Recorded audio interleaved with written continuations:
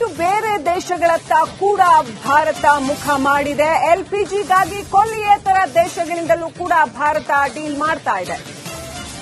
ಈಗಾಗಲೇ ಎಲ್ಪಿಜಿ ಉತ್ಪಾದನೆಯಲ್ಲಿ 25% ಏರಿಕೆ ಮಾಡಲಾಗಿದೆ. ವಾರದೊಳಗೆ ಗ್ಯಾಸ್ ಗಂಡಾಂತರ ಕರಗುವ ಸಾಧ್ಯತೆ ಇದೆ. ಮೊದಲು 27 ದೇಶಗಳಿಂದ ಭಾರತ ಕಚ್ಚಾ ತೈಲವನ್ನು ಆಮದು ಮಾಡಿಕೊಳ್ತಾ ಇತ್ತು. ಈಗ 40 ದೇಶಗಳವರೆಗೂ ಕೂಡ ಅಪ್ರೋಚ್ ಮಾಡ್ತಾ ಇದೆ ಭಾರತ. ಹೆಚ್ಚುವರಿ ನಮಗೆ ಎಲ್ಪಿಜಿ ಬೇಕಾಗುತ್ತೆ, ಹಾಗೇನೆ ಪೆಟ್ರೋಲ್ ಡೀಸೆಲ್ ಬೇಕಾಗುತ್ತೆ, ಹೆಚ್ಚುವರಿ ಕಚ್ಚಾ ತೈಲ ಬೇಕಾಗುತ್ತೆ. ಅದರಿಂದ ಬೇರೆ ಬೇರೆ ದೇಶಗಳಿಂದನೂ ಕಚ್ಚಾ ತೈಲವನ್ನು ಆಮದು ಮಾಡಿಕೊಳ್ಳೋದಕ್ಕೆ ಭಾರತ ಚಿಂತನೆ ನಡೆಸಿದೆ. ಅದಕ್ಕೆ ಬೇಕಾಗಿರ್ತಕ್ಕಂಥ ರಾಜತಾಂತ್ರಿಕತೆ ಮತ್ತು ಮಾತುಕತೆಗಳನ್ನ ಮಾಡಲಾಗ್ತಾ ಇದೆ.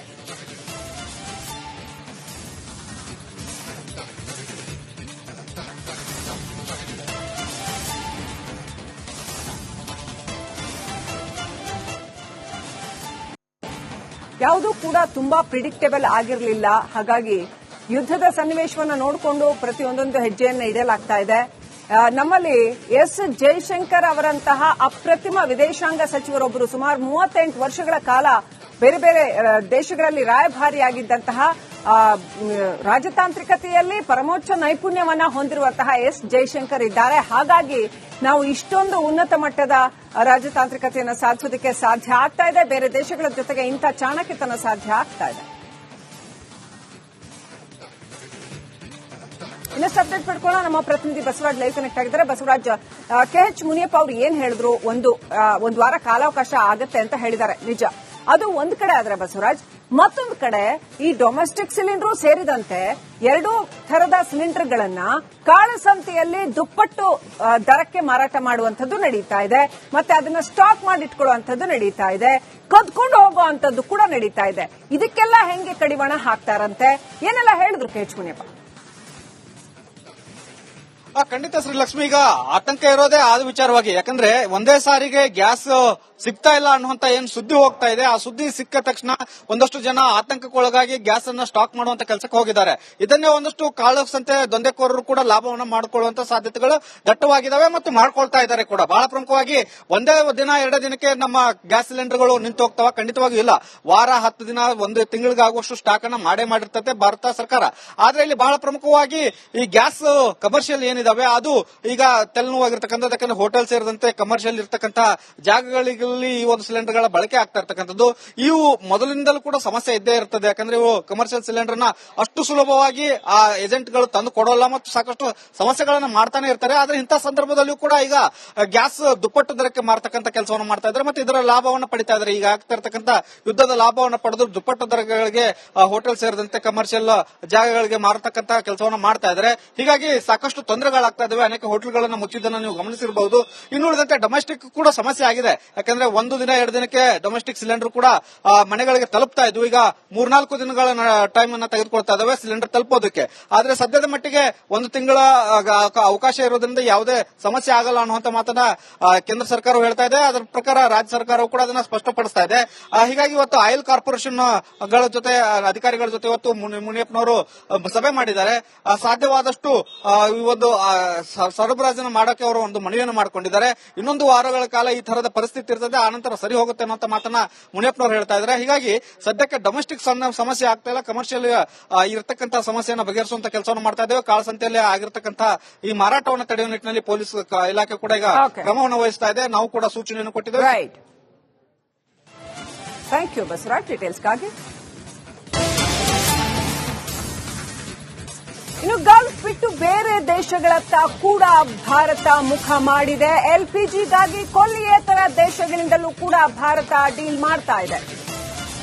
ಈಗಾಗಲೇ ಎಲ್ಪಿಜಿ ಉತ್ಪಾದನೆಯಲ್ಲಿ 25% ಏರಿಕೆ ಮಾಡಲಾಗಿದೆ. ವಾರದೊಳಗೆ ಗ್ಯಾಸ್ ಗಂಡಾಂತರ ಕರಗುವ ಸಾಧ್ಯತೆ ಇದೆ. ಮೊದಲು 27 ದೇಶಗಳಿಂದ ಭಾರತ ಕಚ್ಚಾ ತೈಲವನ್ನು ಆಮದು ಮಾಡಿಕೊಳ್ತಾ ಇತ್ತು. ಈಗ 40 ದೇಶಗಳವರೆಗೂ ಕೂಡ ಅಪ್ರೋಚ್ ಮಾಡ್ತಾ ಇದೆ ಭಾರತ. ಹೆಚ್ಚುವರಿ ನಮಗೆ ಎಲ್ಪಿಜಿ ಬೇಕಾಗುತ್ತೆ, ಹಾಗೇನೆ ಪೆಟ್ರೋಲ್ ಡೀಸೆಲ್ ಬೇಕಾಗುತ್ತೆ, ಹೆಚ್ಚುವರಿ ಕಚ್ಚಾ ತೈಲ ಬೇಕಾಗುತ್ತೆ. ಅದರಿಂದ ಬೇರೆ ಬೇರೆ ದೇಶಗಳಿಂದನೂ ಕಚ್ಚಾ ತೈಲವನ್ನು ಆಮದು ಮಾಡಿಕೊಳ್ಳೋದಕ್ಕೆ ಭಾರತ ಚಿಂತನೆ ನಡೆಸಿದೆ. ಅದಕ್ಕೆ ಬೇಕಾಗಿರ್ತಕ್ಕಂಥ ರಾಜತಾಂತ್ರಿಕತೆ ಮತ್ತು ಮಾತುಕತೆಗಳನ್ನ ಮಾಡಲಾಗ್ತಾ ಇದೆ.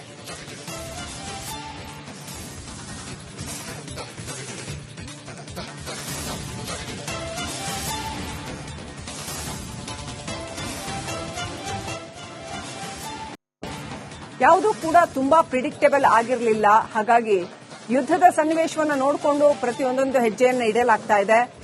ನಮ್ಮಲ್ಲಿ ಎಸ್ ಜೈಶಂಕರ್ ಅವರಂತಹ ಅಪ್ರತಿಮ ವಿದೇಶಾಂಗ ಸಚಿವರೊಬ್ಬರು ಸುಮಾರು 38 ವರ್ಷಗಳ ಕಾಲ ಬೇರೆ ಬೇರೆ ದೇಶಗಳಲ್ಲಿ ರಾಯಭಾರಿಯಾಗಿದ್ದಂತಹ ರಾಜತಾಂತ್ರಿಕತೆಯಲ್ಲಿ ಪರಮೋಚ್ಚ ನೈಪುಣ್ಯವನ್ನ ಹೊಂದಿರುವಂತಹ ಎಸ್ ಜೈಶಂಕರ್ ಇದ್ದಾರೆ. ಹಾಗಾಗಿ ನಾವು ಇಷ್ಟೊಂದು ಉನ್ನತ ಮಟ್ಟದ ರಾಜತಾಂತ್ರಿಕತೆಯನ್ನು ಸಾಧಿಸೋದಕ್ಕೆ ಸಾಧ್ಯ ಆಗ್ತಾ ಇದೆ. ಬೇರೆ ದೇಶಗಳ ಜೊತೆಗೆ ಇಂಥ ಚಾಣಕ್ಯತನ ಸಾಧ್ಯ ಆಗ್ತಾ ಇದೆ.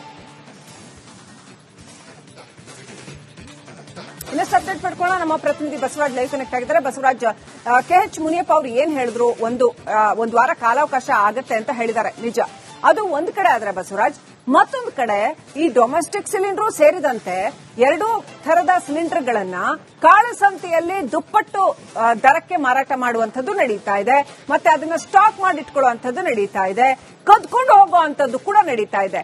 ಇದಕ್ಕೆಲ್ಲ ಹೆಂಗೆ ಕಡಿವಾಣ ಹಾಕ್ತಾರಂತೆ, ಏನೆಲ್ಲ ಹೇಳಿದ್ರು KH ಮುನಿಯಪ್ಪ?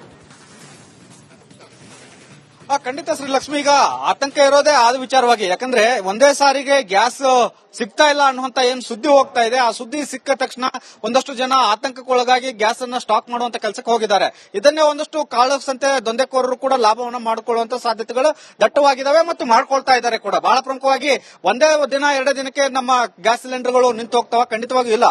ವಾರ 10 ದಿನ, 1 ತಿಂಗಳಿಗಾಗುವಷ್ಟು ಸ್ಟಾಕ್ ಅನ್ನ ಮಾಡಿರ್ತದೆ ಭಾರತ ಸರ್ಕಾರ. ಆದ್ರೆ ಇಲ್ಲಿ ಬಹಳ ಪ್ರಮುಖವಾಗಿ ಈ ಗ್ಯಾಸ್ ಕಮರ್ಷಿಯಲ್ ಏನಿದಾವೆ ಅದು ಈಗ ತಲೆನೋವಾಗಿರ್ತಕ್ಕಂಥದ್ದು. ಯಾಕಂದ್ರೆ ಹೋಟೆಲ್ ಸೇರಿದಂತೆ ಕಮರ್ಷಿಯಲ್ ಇರ್ತಕ್ಕಂಥ ಜಾಗಗಳಿಗೆ ಈ ಒಂದು ಸಿಲಿಂಡರ್ ಗಳ ಬಳಕೆ ಆಗ್ತಾ ಇರ್ತಕ್ಕಂಥದ್ದು. ಇವು ಮೊದಲಿನಿಂದಲೂ ಕೂಡ ಸಮಸ್ಯೆ ಇದ್ದೇ ಇರ್ತದೆ. ಯಾಕಂದ್ರೆ ಇವು ಕಮರ್ಷಿಯಲ್ ಸಿಲಿಂಡರ್ ನ ಅಷ್ಟು ಸುಲಭವಾಗಿ ಆ ಏಜೆಂಟ್ ಗಳು ತಂದು ಕೊಡೋಲ್ಲ ಮತ್ತು ಸಾಕಷ್ಟು ಸಮಸ್ಯೆಗಳನ್ನ ಮಾಡ್ತಾನೆ ಇರ್ತಾರೆ. ಆದ್ರೆ ಇಂಥ ಸಂದರ್ಭದಲ್ಲೂ ಕೂಡ ಈಗ ಗ್ಯಾಸ್ ದುಪ್ಪಟ್ಟು ದರಕ್ಕೆ ಮಾರತಕ್ಕಂಥ ಕೆಲಸವನ್ನು ಮಾಡ್ತಾ ಇದ್ದಾರೆ ಮತ್ತು ಇದರ ಲಾಭವನ್ನು ಪಡಿತಾ ಇದ್ದಾರೆ. ಈಗ ಆಗ್ತಾ ಇರ್ತಕ್ಕಂಥ ಯುದ್ಧದ ಲಾಭವನ್ನು ಪಡೆದು ದುಪ್ಪಟ್ಟು ದರಗಳಿಗೆ ಹೋಟೆಲ್ ಸೇರಿದಂತೆ ಕಮರ್ಷಿಯಲ್ ಜಾಗಗಳಿಗೆ ಮಾರತಕ್ಕಂಥ ಕೆಲಸವನ್ನು ಮಾಡ್ತಾ ಇದ್ದಾರೆ. ಹೀಗಾಗಿ ಸಾಕಷ್ಟು ತೊಂದರೆಗಳಾಗ್ತಾ ಇದಾವೆ. ಅನೇಕ ಹೋಟೆಲ್ಗಳನ್ನು ಮುಚ್ಚಿದ್ದನ್ನು ನೀವು ಗಮನಿಸಿರಬಹುದು. ಇನ್ನುಳಿದಂತೆ ಡೊಮೆಸ್ಟಿಕ್ ಕೂಡ ಸಮಸ್ಯೆ ಆಗಿದೆ. ಯಾಕಂದ್ರೆ 1 ದಿನ 2 ದಿನಕ್ಕೆ ಡೊಮೆಸ್ಟಿಕ್ ಸಿಲಿಂಡರ್ ಕೂಡ ಮನೆಗಳಿಗೆ ತಲುಪ್ತಾ ಇದ್ವು. ಈಗ 3-4 ದಿನಗಳ ಟೈಮ್ ಅನ್ನ ತೆಗೆದುಕೊಳ್ತಾ ಇದಾವೆ ಸಿಲಿಂಡರ್ ತಲುಪೋದಕ್ಕೆ. ಆದ್ರೆ ಸದ್ಯದ ಮಟ್ಟಿಗೆ 1 ತಿಂಗಳ ಅವಕಾಶ ಇರೋದ್ರಿಂದ ಯಾವುದೇ ಸಮಸ್ಯೆ ಆಗಲ್ಲ ಅನ್ನುವಂತ ಮಾತನ್ನ ಕೇಂದ್ರ ಸರ್ಕಾರ ಹೇಳ್ತಾ ಇದೆ. ಅದರ ಪ್ರಕಾರ ರಾಜ್ಯ ಸರ್ಕಾರವು ಕೂಡ ಅದನ್ನ ಸ್ಪಷ್ಟಪಡಿಸ್ತಾ ಇದೆ.